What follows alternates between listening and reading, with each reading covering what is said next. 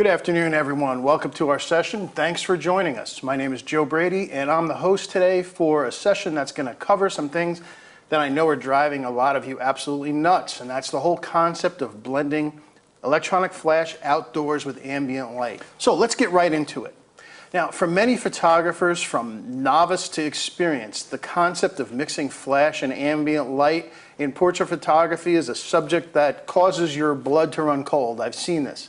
Whenever I hear a photographer say, I prefer to use natural light, what I'm really hearing is, I have no idea how to control my flash. When forced to use flash in such conditions, if it's not something you're used to, a lot of times what happens is you get images that are at best barely acceptable, but they look like snapshots with bright faces and no shape. So no wonder the concept seems scary.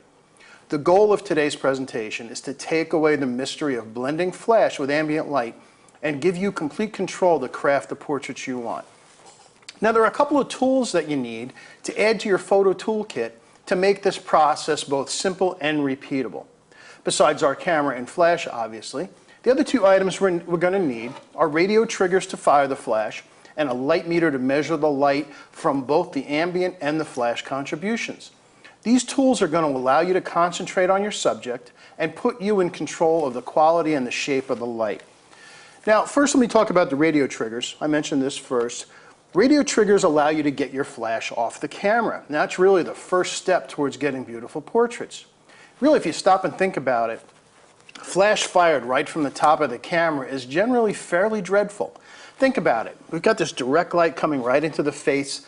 That's not how we typically see people, unless we're interviewing them with maybe a miner's helmet with a lamp on it, or you're interviewing them in some kind of crime scene drama. In order to consistently get our flashes to fire while in the sunlight, we need radio triggers to get them off camera and tell the flash when to fire. Now, it's true that many cameras have built-in infrared triggering systems, or you can use the pop-up flash to fire your lights. But those systems don't fare too well in bright sunlight, and they need direct line of sight to work, so you know hiding your flash behind a tree or around a corner. I'm using a Pocket Wizard Plus 3s to fire my lights. These are really simple to use. They're very reliable, and they make the process of off-camera flash an absolute joy. The other item we need is a light meter. A light meter allows you to measure both the ambient and flash contributions. Now, I've got two with me today. I've got a Sekonic L358 here and a Sekonic 758DR here. Both of these meters add an important function to our goals today. They'll both tell you the percentage of flash that is being added to the ambient light. Now, if you have a meter that doesn't do that, I know there's some of you out there that have meters like the Sekonic 308S. We'll cover some ways that will get you most of the way there, but these will really give you absolute information so that you can consistently create exactly the same ratios. Now, this is really important information if you want consistent results. You're going to find that you like a specific percentage of flash to ambient light. Something that fills in the shadows, adds a little bit of catch light to your subject eyes, but doesn't look too much like a flash photograph. Now, in most cases, you'll probably find that a percentage of flash to ambient, somewhere between 20 to 40%, is going to produce the most pleasing and subtle results. This is, of course, subjective, and it's going to vary depending on the conditions and the mood that you're after.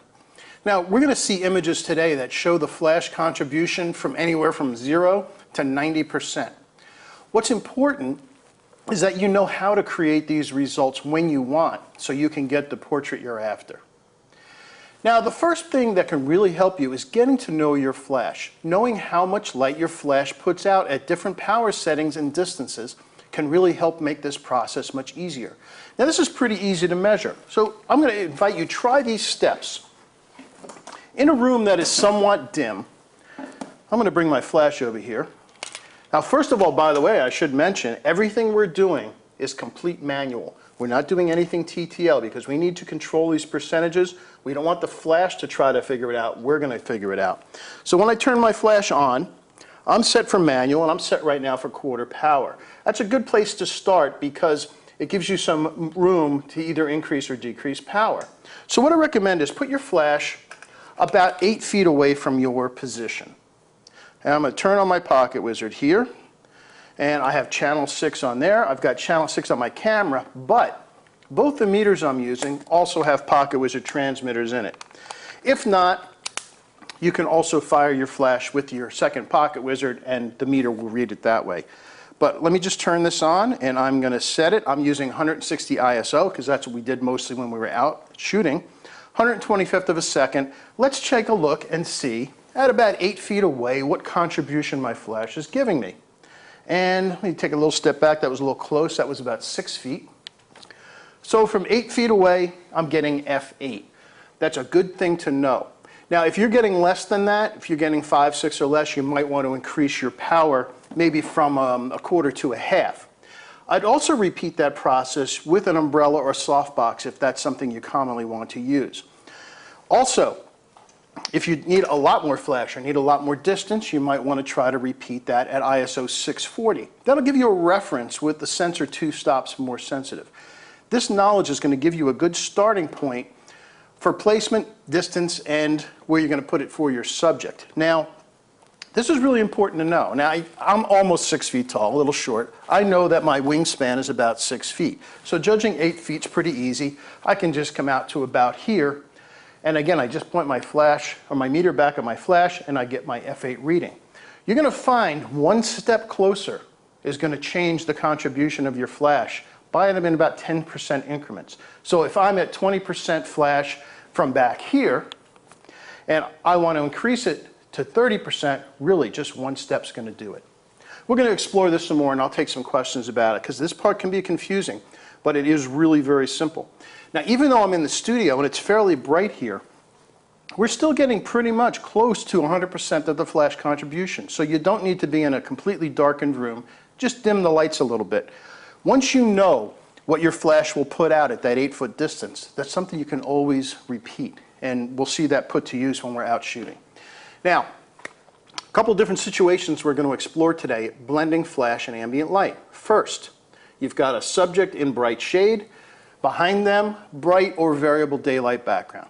Secondly, we're going to go to a spot that's in full shade with a very dark background. That's probably actually the easiest one to control. Third, subject in the shade with a full sun, really bright background. That's a tough one, creates a little more challenge. And then lastly, the subject in the full sun. Now you might think that, well, full sun, that's something you really want to avoid. Actually, using fill flash, it actually can be very easy to control. Now, each of these situations might also benefit from different ratios of flash to ambient light, and that's one of the elements we're going to explore today. Now, I want to cover a little bit of basics before we go on. This might be real basic for some of you, but bear with me. Let's discuss the factors that will influence our portrait images in these situations. You may be familiar with the exposure triangle. We're going to expand that idea to include our flash. Now, some of this may be basic to you, but it's important to review. So let's take a look at the exposure quintet.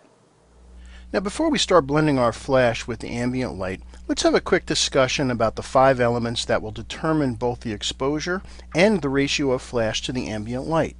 Now, you may be familiar with the exposure triangle, but we're going to talk about the exposure quintet because when you add a flash into the mix, 2 more variables come into play. Now, this may be review for some of you, but stay with me for a minute. Let's start out with ISO. Now, ISO is basically the sensitivity of the sensor. The higher the number, the more sensitive the sensor is to light. The result is that 200 ISO is twice as sensitive as 100 ISO. So, what's the downside? Well, higher ISO does mean higher noise. Now, it's true that today's cameras have remarkable high ISO performance, but there's always going to be a penalty. If you've got any dark areas in the image, you're going to start to see some noise. Now, yes, of course, image editing, including Adobe Camera Raw, Lightroom, Aperture, etc., can reduce noise, but you're going to lose some sharpness and detail when you do that. Lowest ISO is always going to give you the best result. There really is no free lunch here, but let's take a look at some examples.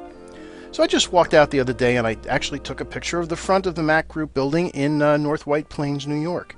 Now, what we're going to do is we're going to zoom in at 200% to this area where we see the Mac Group logo on the door. Now here we see 2 examples, same distance, same frame, just shot at different ISOs. And you can see the 640 ISO image on the left, zoomed in at 200%, is much cleaner than the image shot at ISO 1250. Now this even gets worse as we go up. Look at 2500 ISO. You can see it's getting very grainy. Now, you'd think 640 is a fairly safe low ISO, but when we compare the 640 ISO image to a 160 ISO image, you can see how much of that grain and noise has disappeared. Like I said, there's no free lunch. The higher the ISO, there's going to be a penalty in noise. Now, next is aperture. Now, in aperture, a larger number means a smaller opening. Typically, full stops on lenses run in a sequence 2.8, 4, 5, 6, 8, 11, 16, and 22. Now, in this case, the larger number to the right means that half of the light is entering through the lens to the shutter. For example, f8 is twice the amount of light coming in as f11. Now, each halving or doubling the amount of light hitting the sensor is called one full f-stop, or more commonly, one stop. In our f8 case, if we wanted to open up one stop with the aperture, we would change from f8 to 5.6. Now, smaller apertures have greater depth of field than more open apertures, which may or may not be something that you're after depending on the scene. Shutter speed. Now that seems fairly straightforward. Really, the longer opening lets in more light, so that 125th of a second exposure lets in twice as much light as a 250th of a second exposure, which would be, again, one stop difference. Now, most cameras default to both shutter speed and apertures in 1/3 stop increments. That allows you to get a little more finely tuned exposures. Shutter speed is what controls ambient light. Your flash duration is actually very short. It's much shorter than the actual sync speed, which is probably on your camera of 1/200th or 1/250th of a second, where your flash is going to be on for maybe 1,000th of a second or less. If you take a shot at 250th of a second, your flash is going to put out the exact same amount of light at 250th of a second or a 15th of a second. Again, the shutter speed is going to affect the ambient light coming in. Flash power seems, again, straightforward, very linear. If you have your flash on manual set at 1/4 power, it's half as much power as half power. However, what's really changing is not the flash intensity, but the flash duration. At 1/2 power, the flash is on for twice as long. There's a benefit. Let's say if you were maybe photographing hummingbirds and you really wanted to try to stop that movement of the wings, lower power on your flash is going to be much less duration and have better stopping power of fast action. Now, distance to the subject, if you're not familiar with the inverse square rule, might not be as straightforward as you think. If you double the distance of the flash to the subject, you're going to change the power by 1/4. So let's take a look at that. So here we have our model, and we have the correct exposure with the flash set at 1/4 power. So let's say we're 8 feet away from the model at 1/4 power, we get a perfect exposure. Now, if we double the distance from 8 to 16 feet, it's not putting half the amount of light on our subject, it's putting 1/4 of the amount of light. So if we take that shot without changing any settings, we end up with an image that's going to be 2 stops underexposed because it's 1/4 of the amount of light. So we need more light. So what do we have to do? We've got to adjust one of the variables, our ISO, or we have to increase the power on the flash. So if we're going to double the distance, we're going to need 4 times the amount of light. Now remember, our flash was set at 1/4 power, so if we change from 1/4 power to full power, which is 2 full stops, then we get the correct exposure back on our subject. When you learn to get these elements under control, it's really going to make things much easier. It's going to get your equipment out of the way and allow you to focus on getting the correct shot of your subject. So we're going to explore this a lot more through the course of the day. All right, so we had some questions come through, and great questions, by the way. Thank you for these. First of all, and this is one that I know comes up for those of you who already have meter. Somebody asked, how do you figure out F values on your meter into your camera? For example, I know a lot of you have your meter set that they're reading in tenths of a stop. So whoever asked this question said the meter says 5.6.7, so 5, 6, and 7 tenths. Question is, does that mean 2/3 of a stop between 5, 6, and 8? And how would I set that on the camera? Good question. What I'd recommend you do with both of these meters, in fact any of your meters, to match them to your camera, unless you're doing studio kind of stuff, I'd probably want to have the meter set in 1/3 of a stop. And it's handled differently depending on the meter. On a Sekonic 358, it's actually done with the dip switches in the back of the meter. And Rick, if you can zoom in on here. Let's get that focused in. So you see these dip switches right here. So if you have the first one down and then the rest of them up, that will make the meter read out in thirds of a stop. So you don't have to do that translating. 7/10 would be 2/3 of a stop. So what is 7/10 up from 5/6? 5/6, 6/3, F7, then F8. So F7 would be 5/6 and 2/3. That's a lot to figure out. So it's a lot easier to just set your meter in thirds, and that's how I have mine set. If you have a 758, it's a custom function. And when you got a 758, if you have one, there was a little sticker that came with it that I would put on the inside of the battery cover. And if you look, it says custom function number 3, if you set it to 1, it reads in thirds of a stop. And you access the custom functions on a 758 by turning it on while holding in the mode button. So if I hold in the mode button and power on, it goes right to the custom functions. Let me angle this so you can see it a little better. And you see there's 1. So if I go to 2, 3, you see it if I have it set for 1. If I keep hitting the mode button, it will cycle through. So 0, 1, 2. So custom function 3 set for 1 sets the 758 into thirds of a stop. That just makes it real easy because the numbers on your readout will exactly match the third increments on your camera. So good question. Let's see, there were a couple other good questions here. Somebody asked what ISO did I test at. The base ISO I typically shoot on my camera, and my primary camera is a Canon 7D. I use 160 ISO as my base. If you're primarily shooting at 100 or 200, use that for your test. Someone asked, does anyone know if a Pocket Wizard can fire a Quantum Trio Basic? Well, again, I'm using the Pocket Wizard Plus 3s. The beauty of these is they'll fire anything. You can use any flash pretty much with any camera on this because they're doing one simple thing. They're just telling that light out there to fire. We're not doing any TTL, it's just a fire command. If you have a flash that does not have a sync adapter in it, I've got a Canon 580 EX2 right here. You can see right on the side it's got a sync port, and that's connected to my Plus 3. But I could use any flash on here. And I've got some old Vivitar 283s around. I have a 10-year-old Nikon SB28DX. I mix them all together because they're just flashers. They're putting out light. When they're on manual, I'm controlling how much is going out. It really is that simple. Another really good question. Somebody asked, what impact will the zoom settings on the flash have as far as the percentage of flash to ambient? Excellent question. On the camera, on the back of the flash, there's also a zoom setting. On the Canon, again, it's in the upper right. It's going to vary flash to flash, and not every flash has this feature. I have mine set to 50 millimeters, which is kind of the same as my eyesight. I generally find that works, and that's generally what I test. There's not as much variation as you'd think, changing from 50 to 28 or even going higher. Yes, it narrows or widens the beam of light, but I haven't found the exposure to vary that much, but 50 millimeter rather, is where I'm at. Good question. Another question was dome in, dome out. Get this all the time. Except when I'm in the studio and I'm measuring individual contributions of just the flash, my dome is going to stay out. Because I want to take advantage of the three-dimensionality of the dome. When I'm mirroring a face, let's say the sun is coming from, say, over in this direction. Well, you can't see that. I pointed off the screen. It's coming from over there. I'll put the dome from the face back towards the camera. This way, the dome is being illuminated just like the face is. There's part of it slightly in shadow, part in bright sun. So by doing that, the dome is mirroring how the light is hitting the face. So dome out. The only time I go dome in like this is in the studio, and I want to measure the individual contributions of light. Okay? Good questions. Let's see. So again, as I mentioned, I'm using the Pocket Wizard Plus 3s. Beauty is they work with everything. Any flash, any combination of camera and flash, doesn't matter. It's a simple single pin that's just telling your lights to fire. Let's see. Any other questions that we had here?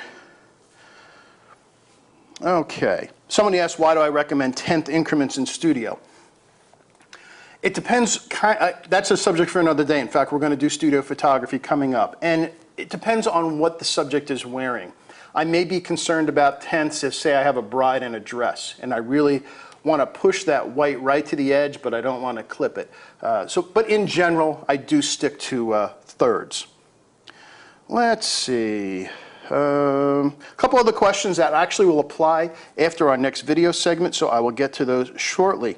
Now, someone asked, can I use the built-in light meter in my camera? Oh, good question. And that's really why we're here today. Your light meter has a lot of limitations. Your camera is simply measuring the light that's coming through the lens. It's reflected back into the camera. It's a reflective reading. So it's influenced by a couple of things. One, what's the subject wearing? Two, what's the elements in the background? What's going on? If I take a picture of a subject against a dark background, the camera's going to give me a very different reading than if I did it against a light background. And you're going to see that a little later. Also, the camera can only measure the total amount of light coming into the camera. It can't tell us the percentage of the flash to ambient. That's what this does. This is measuring the light falling on the scene. Doesn't care what color things are, doesn't care light or dark. It's just going to measure the light hitting the scene, and it's going to be consistent that way. But great question, and that's what we're going to explore even more. So let's start with our first lighting challenge. We're going to go to New York City for a little trip. We did this last week at a really fun shoot. We have our subject in bright shade with a background that's fairly closely matched, but variable because the sun kept peeking out from the clouds. Now, this same situation might also apply if your subject is maybe photographed by a window in kind of a bright room with a light outdoor scene in the background. It's going to be a similar situation. So, as I mentioned, we did a location shoot in New York City last week. Let's take a visit to the steps of the Metropolitan Museum of Art as we started our day of portraits. First thing I'm going to do is just take a measurement of the ambient and see what the meter tells me. Now, she's kind of in shadow because we've got a lot of tall buildings around.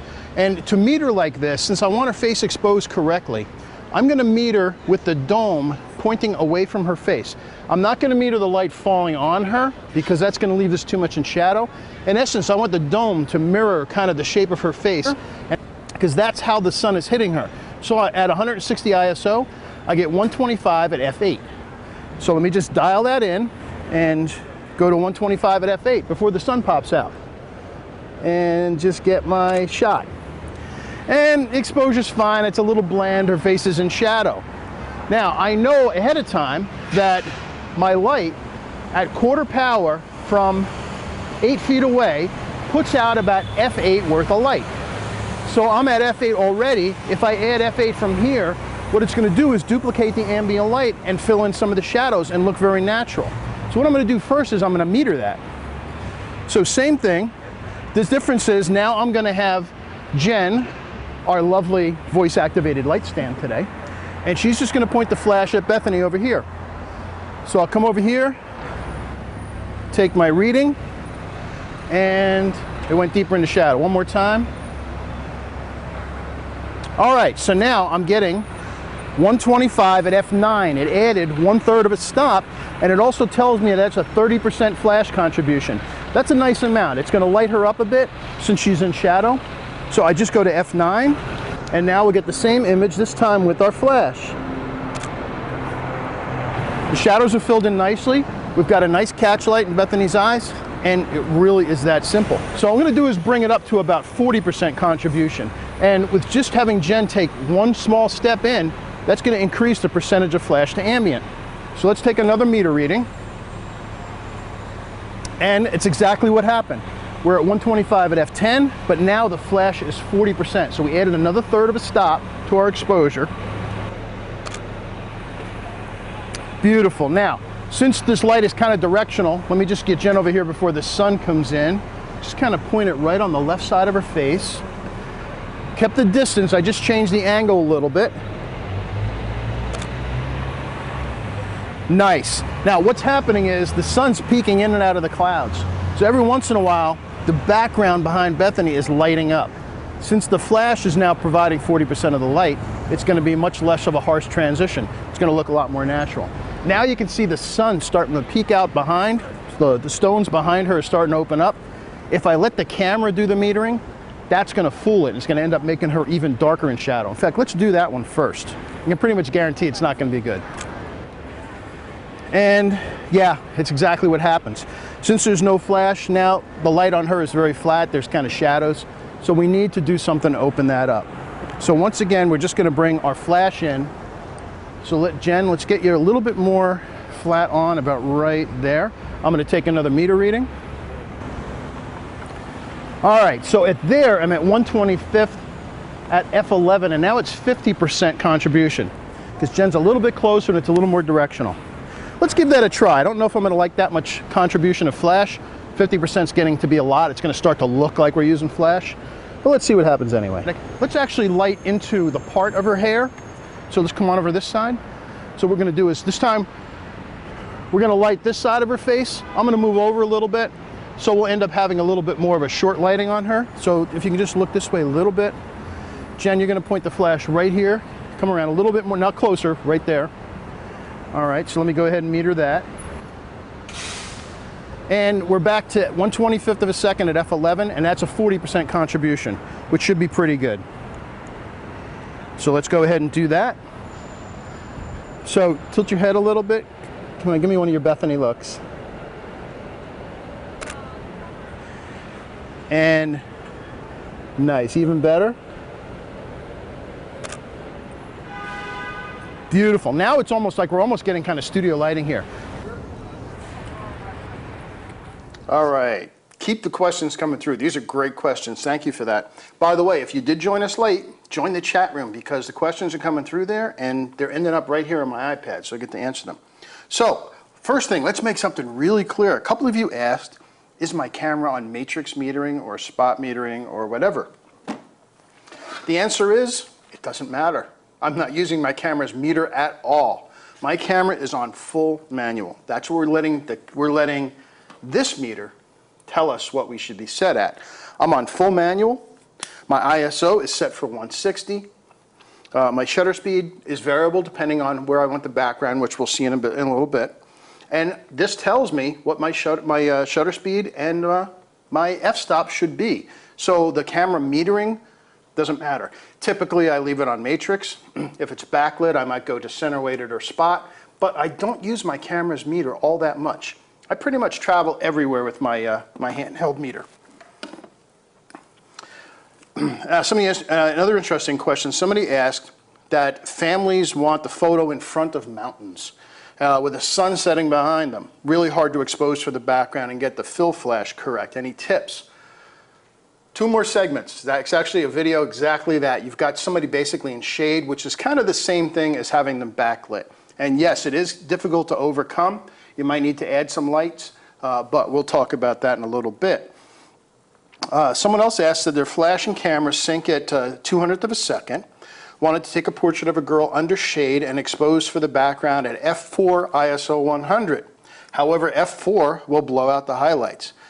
Can I properly expose the background without changing my shutter speed? The answer to that really is no. Either your shutter speed or your ISO are going to have to change.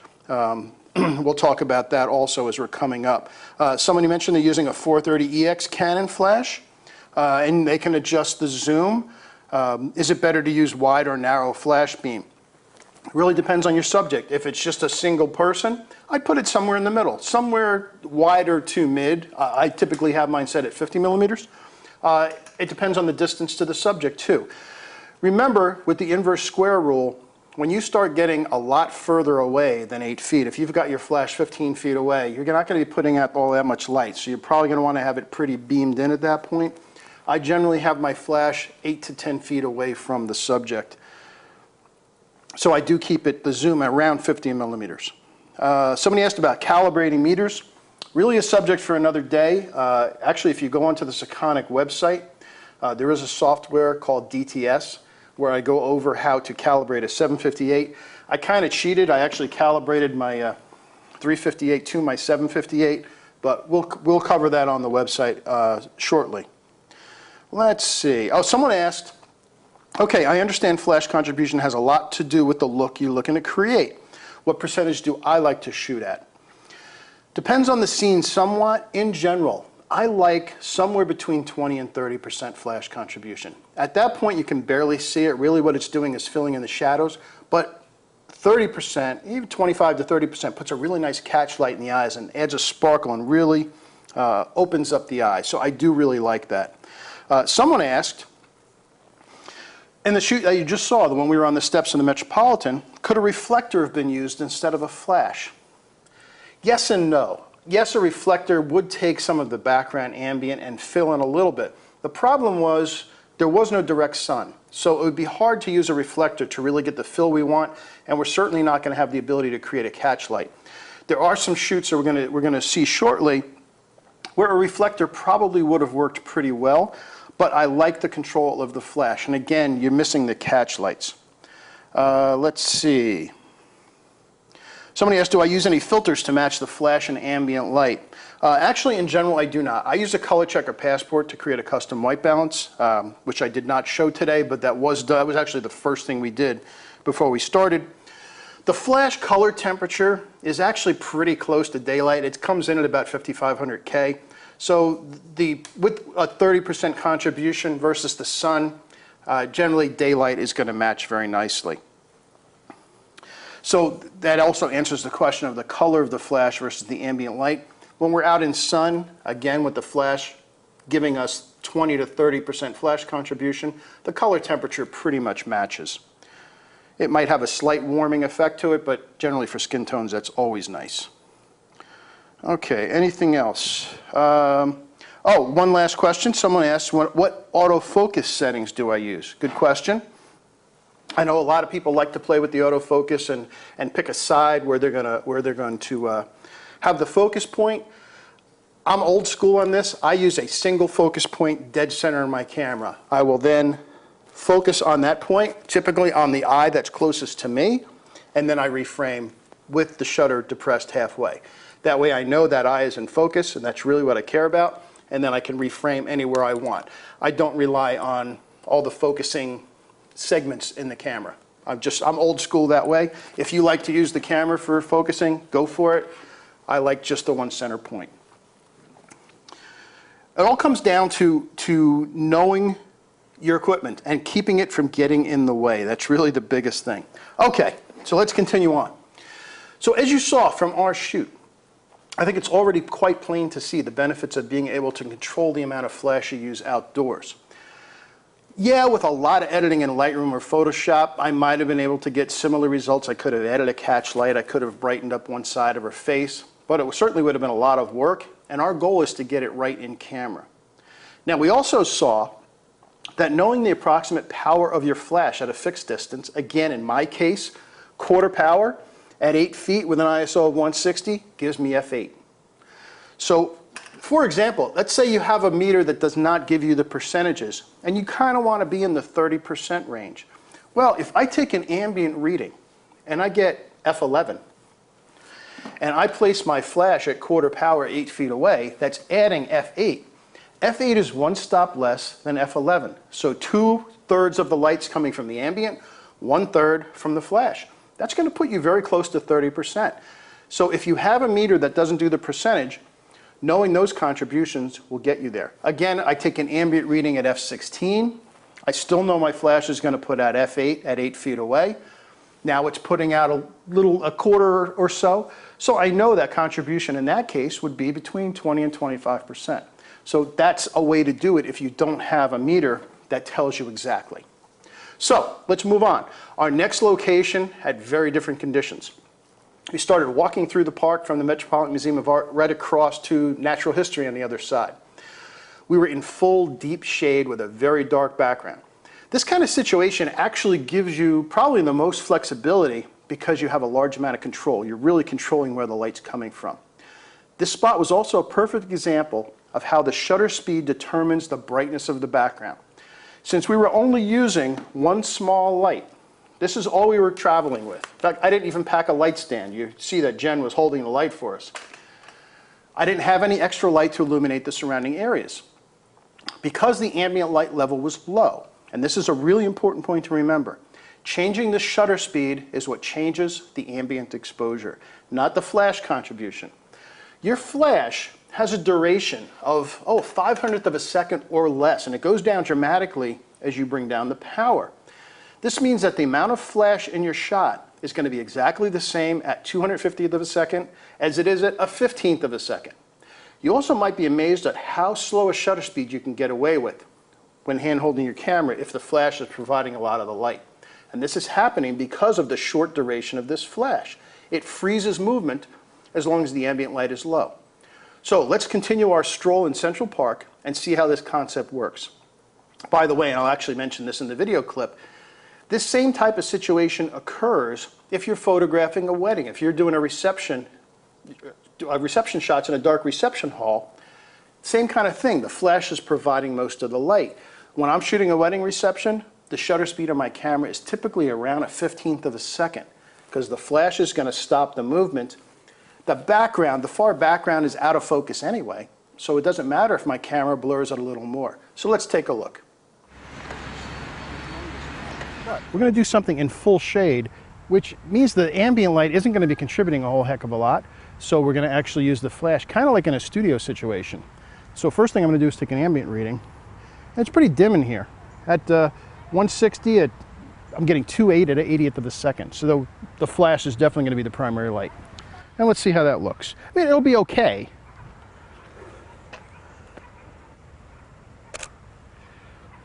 Either bring your hand all the way around, actually bring your hand around, that's better. There we go.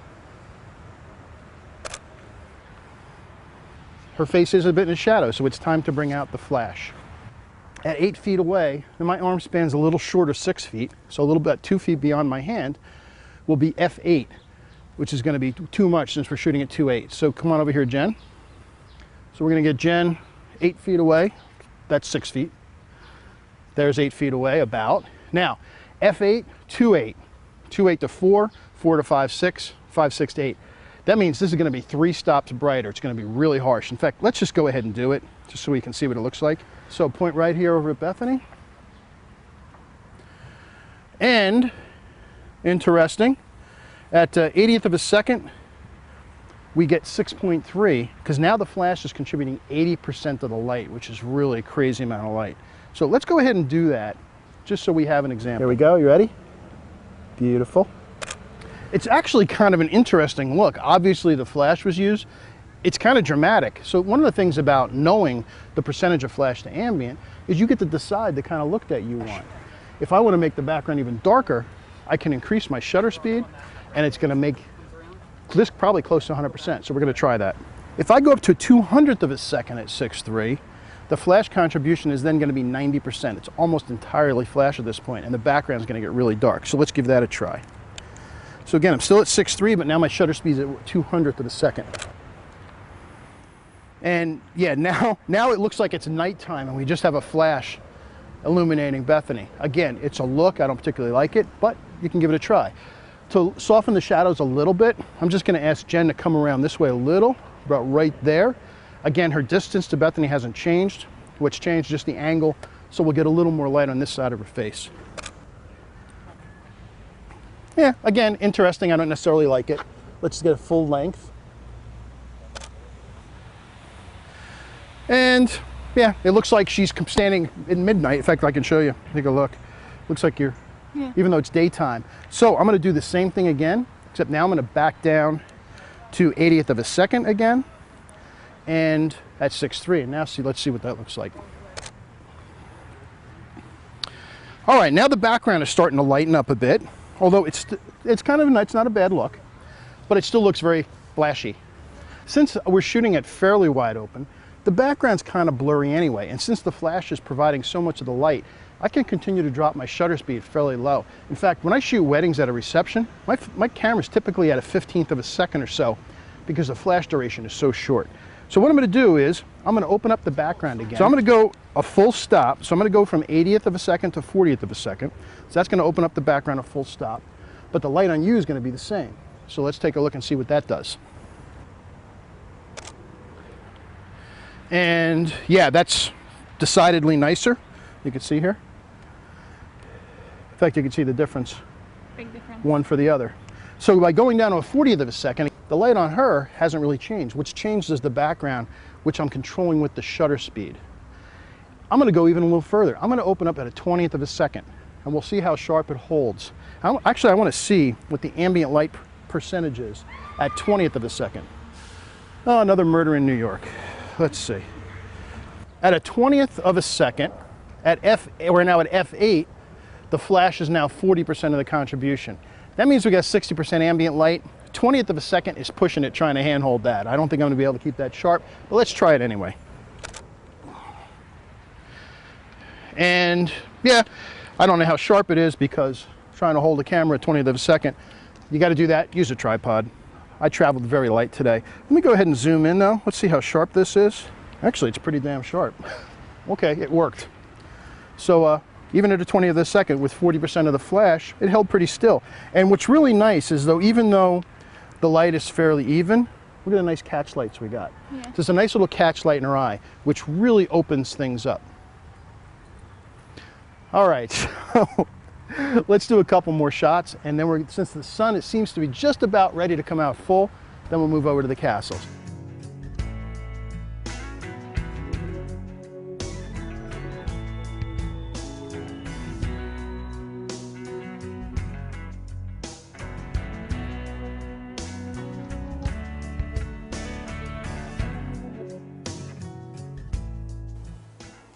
All right, some more good questions. A couple people are asking, there's still some confusion about where the percentage of flash contribution shows up. So let's do that again. Let me bring up my meter. Let me just power it on here. And let me turn my flash back on.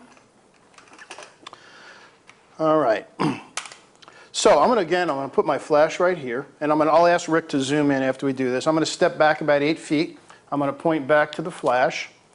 And I got F9 there. Let me back a little more. Okay, so I got F8. So Rick, I'm going to ask you to zoom in on here. See if I can hold it fairly steady. Let's get it focused. Okay, so I think you can see right there in the upper right-hand corner, it says 90%. So that's saying in this room with the ambient light, I've got 1/25th of a second at F8. The flash contribution is 90%. Now remember, the ambient light is changed by the shutter speed. So if I start changing the shutter speed reading, let me bring it down, you'll see when I start getting low enough, that number is going to change. So if I go down to, you can see 1/10 of a second, now you can see that the contribution is 60%, sorry. Now it's 60% flash instead of 90% flash. So by changing the shutter speed, the ambient light is going to change. Now if I just wanted to take an ambient reading, I need to just change the mode. So I want to get over to the first button, which is the little sunshine thing. So there is my ambient reading. That would just be ambient. Moving left to right from there, the next one over is flash where it's waiting. So let me back up a second. If you've got a flash that doesn't have a pocket wizard trigger in it, that's okay, because they will all the flash meters will do this. You put it on this meter, this next one over with just a little lightning bolt, and that means it's going to wait for a flash. It'll actually, once I hit the read button, it waits for 90 seconds. So in that case, if I don't have a transmitter or a cable running from here, I can simply point the meter back at the flash, hit the button. Oh, let me turn off my, let's see if it'll, yeah, okay. So I hit the button. Then I can trigger the remote flash with my pocket wizard just by hitting the test button, and then it will give me the reading. And I get the same exact reading. So if you have a meter that does not have the transmitter in it, if you have a 308 or a 508 or something like that, just use the pocket wizard that's on your camera, hit the test button, the meter again will wait for 90 seconds to see a flash. Hope I made that clear. If not, ask the question again and I'll come back to it. Let's see. Oh, somebody asked about the mount on the light stand. I do frequently travel with a small light stand. This is just a simple umbrella mount. You can get them at any camera store. It's got a cold shoe adapter on it, which is just to hold the flash. You'll find them anywhere from 10 to 15 bucks. Just do a search online. They're all over the place. Let's see. Somebody asked about the switches when measuring ambient light. Again, the switches I have my 358 set for are down, up, up, up. That has my meter in thirds of a stop. The ambient light setting is simply activated by going over to the sun icon on the front of the screen. And when I go there, I have two ambient metering modes. One is shutter speed priority, and the other is aperture priority. and they both will work the same way. And again, once you take a reading, you can spin the dial and see various different combinations. Oh, let's see. So yes, if you have a 508, you can use sync cables, or don't even use sync cables. Just hit it on the mode where it's waiting, fire your flash, and it will wait for 90 seconds to see a flash. So both the 358 and the 758 show you the percentage of flash to ambient in the upper right-hand corner. Now, of course, they don't show you that when it's just an ambient reading, only when you fire a flash. And someone asked about cross-lighting for sports portraits. Subject for another day. When we get to environmental portraits and studio portraits, we will cover that, because I'm going to actually go into shooting portraits in order to composite them in a completely different background that they're not really even in. Someone asked, do I normally use a flash without a modifier? If I'm out in bright sun, yes, I don't bother with a modifier, because the flash is just going to add that little bit of percentage. If I was in a situation like we just saw in that full shade, yes, I would typically either bring in some more lights. I'd start to use some light shaping tools like an umbrella, although I prefer a softbox. Since the flash in that case is providing a large percentage of the light, I would want to have a little more control. And I will cover that in our next upcoming session, which is environmental portraiture, and then we'll get into multiple lights and light shaping tools. Someone asked about the flash. This happens to be a Canon 580EX2, but as I mentioned, since everything we're doing is manual, my camera's on manual, my flash is on manual, everything's being fired by the Pocket Wizard Plus 3s, I'm getting all my exposure information from the meter. It really doesn't matter what flash I'm using. I could use anything. As I mentioned, I've got some Vivitar 283s that must be 25 years old at this point, and I still use them. Let's see. Okay, so someone asked if I could repeat, again, the difference between the stops. Somebody said, all right, so let's just an example. We're talking about F8 a lot. So F8 to 5.6 is one stop. 5.6 to F4 is two stops. F4 to 2.8 is three stops. Those are the full stop increments. You're going to find your camera is set in third stops. So it's probably going to read out F8, F7, F6.3, F5.6, F5, etc. But those numbers I just mentioned are the full stop increments. So 2.8 to 4, one stop. 4 to 5.6 is two stops. 5.6 to 8 is three stops. So that's how that works. Okay. Somebody asked where you set the ISO. That's an easy question. There's actually a button right on the front of the meter that says ISO. You just hold that in, spin the jog wheel, and you'll see the number changing in the upper right-hand corner of the meter. Somebody mentioned that their meter is metering, it seems to be metering too dark. It's possible your meter needs to be calibrated, or maybe it just needs to be calibrated to your camera. If that's the case, send us an email, and we can have that checked out. All right, let's continue on. So where were we? Yes, so going about covering light shaping tools, etc. Yes, I will use those, but I think you have to admit that with our one little speed light, just bare, from 8 to 10 feet away as we varied our contribution, we got pretty good results. I was really happy with them after I looked at them. And even though I personally favor the 20 to 30%, maybe leaning a little more heavily towards 30% contribution, after I started looking at those real dramatic lightings, the one where it was 80 and 90% flash, I actually started to like them. So, depends on the mood you're after. Okay, so let's move on to the next place. This is the toughest lighting situation we ran into. Subject in the shade, really bright sunlit background. Ratio is really extreme. In our next location, the shade was 3 stops, a little more than 3 stops darker than the background. When you've got a subject in shade and a bright background, if you're not using a flash, one of two things are going to happen. Either you're going to end up with a blown out background, your clouds in your sky are going to disappear, or you're going to end up with a face in really deep shadow, neither of which is going to look very good. Ideally, this is a lighting situation I would try to avoid. Try changing the direction you're looking in, maybe find a little bit more of a darker background to point at, or find some brighter shade on the border of the sunlight. Even better, move. Maybe get your subject underneath a tree right on that border between shade and sunlight. That's the kind of thing that'll help. As someone asked earlier, if you got mountains in the background with a backlit sun, it's going to make the flash contribution look a little more natural. Again, sometimes it's not possible. So I'd want to have some light shaping tools, some reflectors, maybe another light or two to add some more fill and create a better balance between the shade and the bright background. When you need to shoot in a lighting situation like this, you're going to have to supply a fairly large percentage of light from your flash to make up for that difference. That doesn't mean you can't get a good portrait. It does mean that the flash is going to be a little more obvious that it was used. So let's take a look at a situation where this was happening, and then we'll see how we can best deal with it.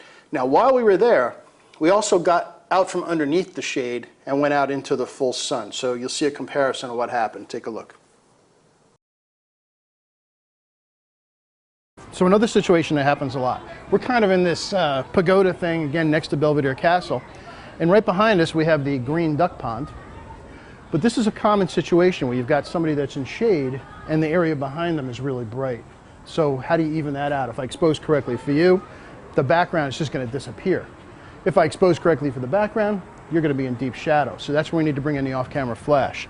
So what I'm going to do is I'm going to put you right here, kind of looking back towards Rick, and I'm going to meter both the ambient light and the light on Bethany. So first for the light on Bethany, it's going to be pretty dim. She's in pretty deep shadow. And if I go up to 125th of a second, she's at 2.8. If I just step behind her, just out from underneath the pagoda, or 125th at f9. So what is that? 2.8 to 4 is one stop, 4 to 5.6 is 2, 5.6 to 8 is 3, to 9 is a third of a stop. That's 3 1/3 stops difference between here and the background. Now, since I know the background is at f9, remember, once again, we know our flash at 1/4 power at 8 feet away is putting at f8 a light. That's going to put us right in the correct ballpark, because now the light hitting you from here is going to match what's back there. So Jen, let's go ahead and get you 8 feet away. So again, we're going to be 2 feet beyond there. Come a little closer, right there. So I'm going to go at my settings I just chose, 1/25th of a second at f9, which is what our background exposure is, and we're adding f8 of light to here. And it's a little flashy because we're adding so much light from the flash. In fact, let's check the contribution of the flash. Yeah, that's 80% flash. So, is there any way around that? Not really. When you've got that kind of contrast ratio, you're going to be kind of stuck with it. And it's okay. But we're asking the little flash to do too much, considering we have one little speed light. And again, as I said, we're trying to travel light. So that actually worked pretty well. I want to try to get as short a depth of field because there's a lot of detail back there I don't want. So we'll see what we can get away with. So first thing I'm going to do is take an ambient reading of the light on Bethany. So again, I'm going to have the dome out, and I want it kind of mirroring how the light's hitting her face. Doesn't matter if I'm pointing back at the camera or not, I just want to get this here. So I'm going to do just a straight ambient shot first. 160 at f10. All right, yeah, exposure's okay, but the dark side of her face is almost missing. So we're going to bring in the flash. Jen, right over here, because we want to fill in the shadow. Oh, I'm sorry. Poke the model in the eye if she doesn't cooperate. You can slap me. Okay. So what I want to do is I want to fill in the shadow side of her face and add a little light into her eyes. Now remember, we're at f8 from 6 feet away, and she's in f14. So we're going to need to either boost the power of the flash or get closer. So let's do the power first. So we were on 1/8 the power under that pagoda. We know 1/4 power is f8. We're going to go to a 1/2 power. So let's do that. 1/2 power pointing right at Bethany, and about that far away. So let's point it right at her and let's see if that fills in our shadows enough. Much better. Now another thing, depth of field wise. You think you have to be at 2.8 to have a short depth of field, and that's not actually true. 2.8 will give you a short depth of field, but the bigger you put the subject in the viewfinder, the less depth of field you have. So I'm concerned about that background. I want it to be blurry. If I come in real close to Bethany, then that's going to be blurry even at f8 or f10. So at 100 ISO, I'm going to bring my shutter speed up to my highest flash sync, which is 250th of a second. And I'm getting 5.6 at 250 and 7.1 at 250. That's 2/3 of a stop. That's going to be much more gentle. So let's go ahead and bring our flash in. We're going to bring the power back down to 8th power on the flash. There we go. And nice. Beautiful, that's nice. Let me just get a couple shots.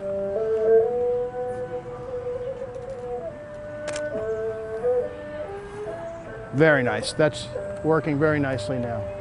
So this flash, this is a 30% flash contribution. And even though we've got people in the background, by kind of getting close, they're kind of soft focus.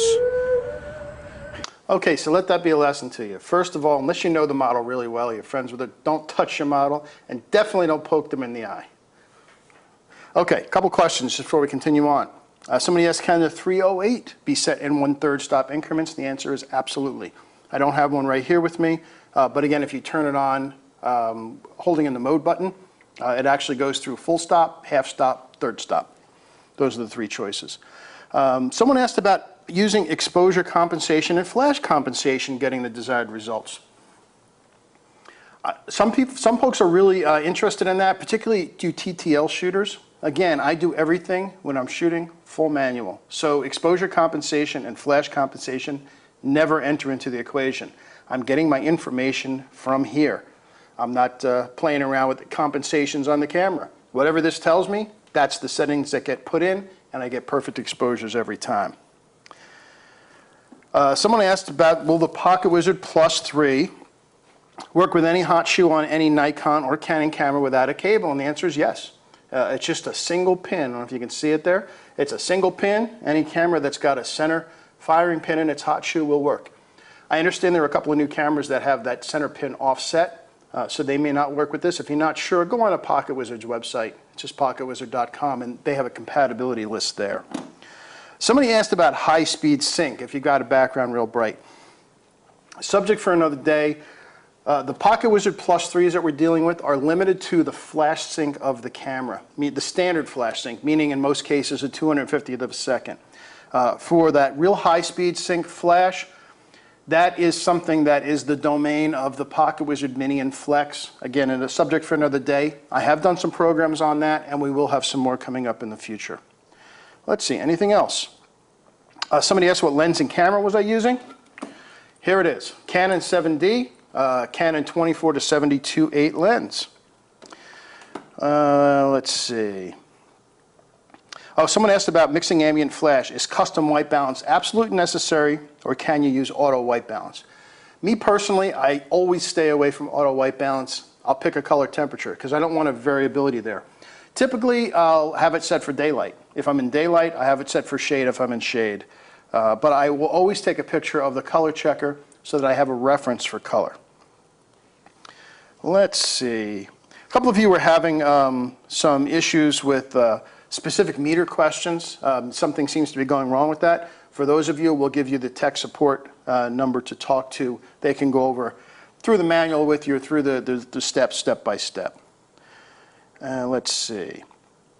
Okay, so somebody again asked about how do you figure out this flash contribution manually? And I kind of briefly touched on that. Let me just go over it one more time. Again, if you don't have a meter that's going to tell you the actual flash contribution, you do need to know what your flash is putting out. So again, I went 8 feet, quarter power, f8 at 160 ISO. I know that. Using that as a setting, I take my ambient light reading. So let's say, for example, I take a reading and I get 1/25th of a second at f11. Knowing that my flash is putting out f8, that's one stop less. So that means it's putting out, if you add them all together, I've got f11 from my ambient, f8 from my flash. It's half the amount of light, but there's two f11s, since it's twice as much, and my f8. That's going to actually equal out to about technically 33%. You can say 30% to be safe. If you find that a little hot, you want to back it off a little bit, backing off one full step with your flash to the subject is generally going to change it by 10% increments. If you want a little bit more, take one step closer, and it's going to increase by 10%. Having a meter eliminates that guesswork. But if you do test your flash with various different power settings, maybe with a light shaper, and just learn at 8 to 10 feet what it's putting out, then you can calculate those percentages manually as well. It's just a lot easier to have the meter to do it. Okay, let's see. Okay, here's a good question. This really confused somebody. How did I not overexpose when I changed the shutter speed from 1/80th at 6.3 to 1/20th at 6.3? The reason I didn't overexpose is because, again, remember, my flash contribution, which was putting out 6.3 basically, hadn't changed. It's putting out the same regardless of the shutter speed. What the shutter speed is changing is the ambient light. My ambient light reading was actually way below a 20th of a second at 6.3. It was very dark in there. I think we measured it and it was, at 20th of a second, it was something like 2.8. So even though I kept opening up the shutter speed, the background was just getting lighter. The reason it didn't overexpose is because I never went above what the ambient reading was, and the flash contribution on the subject absolutely stayed the same.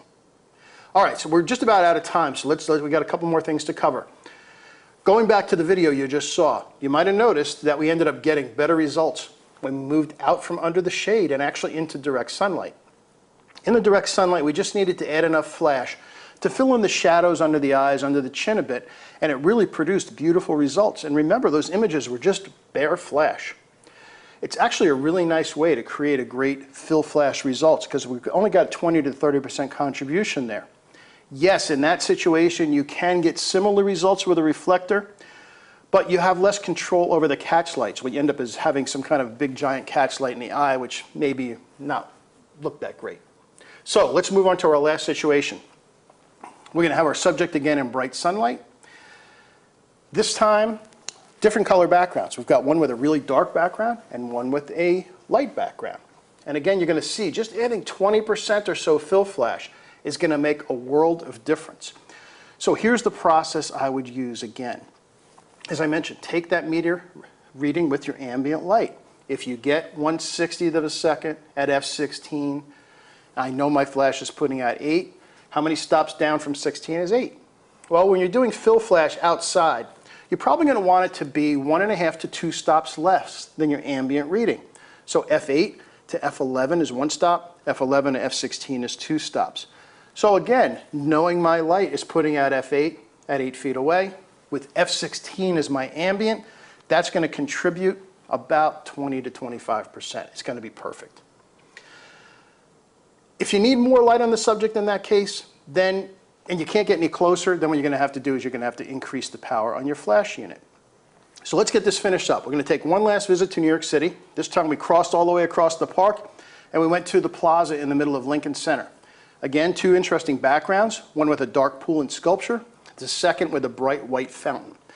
The meter was really valuable in these situations because the camera's meter was very fooled by those backgrounds. When it saw the black background, it wanted to overexpose the scene. When we had the bright white fountain, it wanted to underexpose. Being able to measure the flash contribution also gave us the information we needed to get consistent and beautiful results. Take a look. We're in Lincoln Center here in Uptown New York, and we've got one of the plazas with one of the sculptures behind us. So we're going to throw a little action this time, and I'm going to do a shot first with my metering result with no light, no extra light. So I take my meter reading, and at 100 ISO, I'm getting 162nd at f10. So I'll just put that in the camera and that'll be it. Then we're just going to add a little bit to it. We're going to bring a flash over kind of close, just because the sun's kind of overhead and we've got some shadows on this side of Bethany's face, just to open that up a little bit and do that. So since I'm at f10, if I have my flash, remember my flash is f8 at 8 feet away. So if I just add that f8, it's going to be a perfect amount to fill in that shadow. And Bethany's going to have to work for this one too, because we asked her to actually do a little. Since we're right over across from the ballet house, she's going to do her ballet impression. So let's see how that works out. Bear with me. Okay. Higher. Higher. Yeah. You know what? All right. I'll get lower. That'll make you look higher by me getting lower. Okay. Good? Yep, go ahead.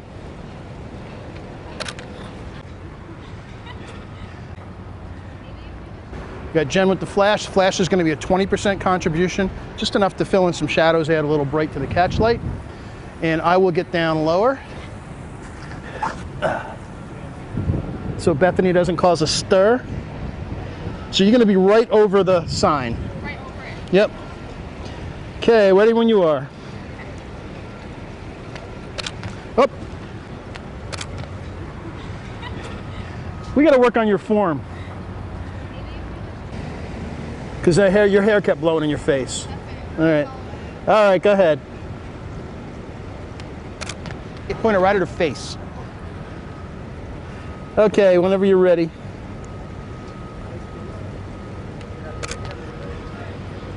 Nice. Okay, we got it. So we're going to move over to the fountain. We have a kind of a backlight on Bethany, and we've got a difference here in our readings. So I'm going to go back up to 160 ISO, get that 2/3 of the stop back. So I've got 125 at f10. If I come to the back of her head where the sun is hitting, I'm getting 400 at f10. So that's almost 2 stops, just short of 2 stops. So that's kind of a lot to overcome without making it look very flashy again. So let's see what we can do. It's going to be okay if I overexpose this a little bit. So I'm going to overexpose this by 1 stop so that it just makes 2/3 of a stop difference between the foreground and the background. So let me get my reading here again. So 125, let's bring the flash in. So come on a little closer. Let's get you right about, let's do it from this side. So about right there, let's get a reading. Actually, huh? Where'd our fountain go? Well, wait, okay. So I got 160 at f11. It's a 30% flash contribution. Perfect. That should be really perfect. So we'll take us a couple of shots and hope that the fountain's coming back. All right. So 160 at f11 is 30% flash.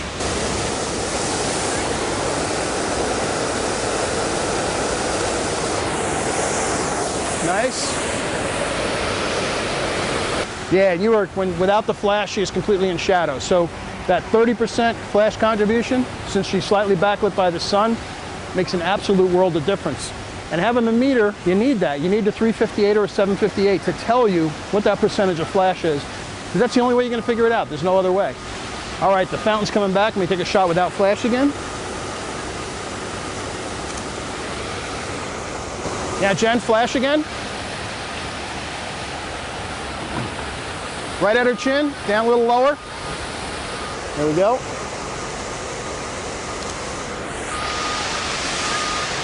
World of difference. One more.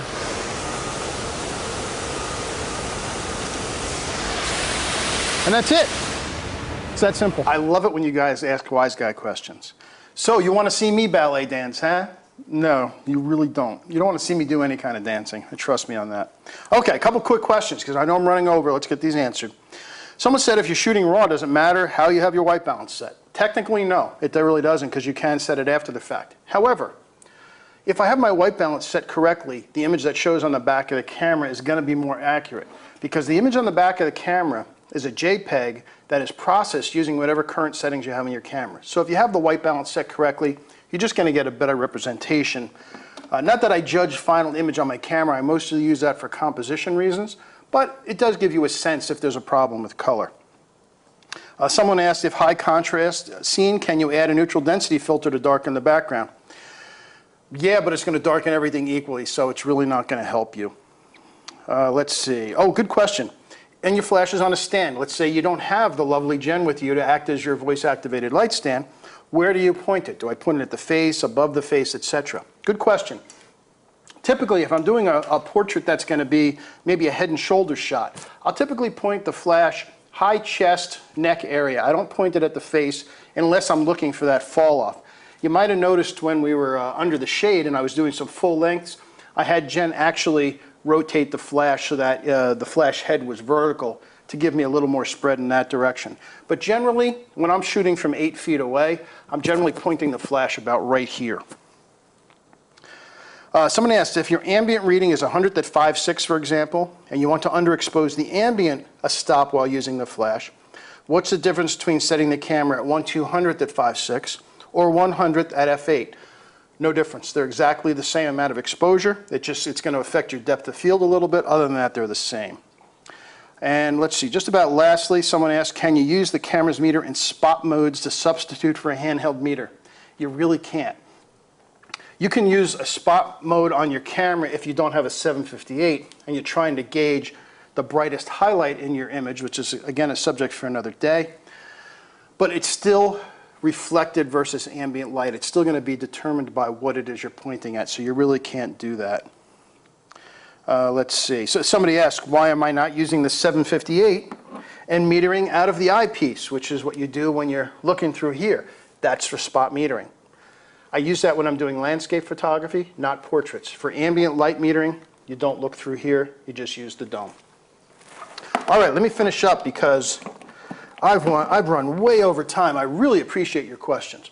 Remember, your camera's meter can only measure the light reflected back through the lens.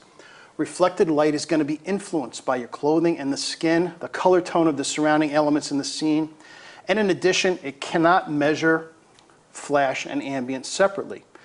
You've seen today the consistent results we were able to get because we relied on this handheld meter to measure the light sources illuminating our subject. Consistency is the key here, and one of the things that separates a pro from an amateur is consistency. The bottom line is that using a light meter like a 358 or a 758 or even a 308 or if you have an older 508, it gives you the information you need to understand how the light in any scene, be it ambient, flash, or a combination of both, is illuminating your subject. Now, I hope this has helped to clear up some of the mystery of blending flash and ambient light. Take a little time to practice. Learn how your flash puts out light, so this will start to become second nature. Simply knowing how much light your flash puts out at a fixed distance and power is going to go a long way to getting you started. If you don't have one yet, think about investing in a handheld light meter that will give you the information you need to truly evaluate and control the light on your subject. When you have control of the light, you're free to concentrate on your subject, and that will allow you to create the beautiful portraits your clients will love. And by the way, that's what results in both increased sales and happy customers. Now, there's still a lot to talk about, a lot more to explore concerning metering and lighting. Our next session on environmental portraiture will take what we covered today and expand these concepts and capabilities with multiple lights, reflectors, and light shaping tools to really create studio quality portraits anywhere. So until next time, get out there and shoot. Learn how your equipment responds and capture the best image and moment possible. That's really one of the true joys of photography. So until next time, thanks for watching.